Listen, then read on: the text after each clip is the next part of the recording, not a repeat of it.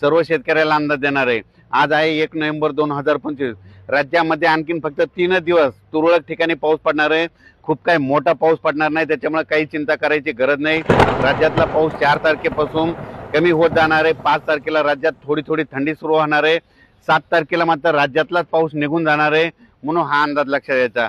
सांगायचं झालं तर पूर्व विदर्भ, पश्चिम विदर्भ, दक्षिण महाराष्ट्र, उत्तर महाराष्ट्र, कोकणपट्टी, खानदेश, मराठवाडा या सगळीकडे पाऊस 7 तारखेला मात्र विड्रॉल होईल मधून निघून जाणार आहे, म्हणून हे लक्षात घ्यायचं। उद्या 2 तारखेपासून राज्यामध्ये ठिकठिकाणी धुके धुरळे देखील येणार आहे, म्हणून हे अंदाज लक्षात घ्यायचा।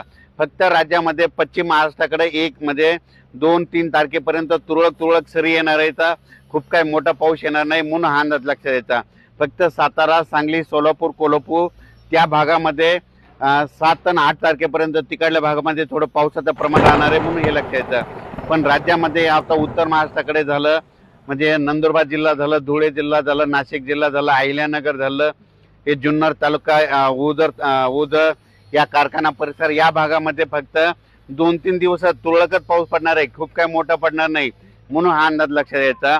या ठिकाणचा देखील पाऊस मध्ये 5 तारखेच्या नंतर कमी होणार आहे आणि 7 तारखेला मात्र या ठिकाणचा पाऊस निघून जाणार आहे, म्हणून ही सर्वप्रथम शेतकऱ्यासाठी आनंदाची बातमी। राज्यात सांगायचं झालं तर शेतकऱ्याला सांगू इच्छितो, ज्यांना कांद्याचे रोप टाकायचे असेल तर तुम्ही टाकू शकता, ज्यांना द्राक्षाच्या छाटणा करायचं तर ते देखील करू शकता, गहू पेरायचे तर ते देखील पेरू शकता, हरभरा पेरायचे असेल तर ते देखील पेरू शकता, कारण की राज्यातला पाऊस आता 2-3 दिवसात निघून जाणार आहे, म्हणून ही सर्वप्रथम आनंदाची बातमी। अचानक वातावरणात बदल झाला तर लगेच एक मेसेज दिला जाईल। धन्यवाद।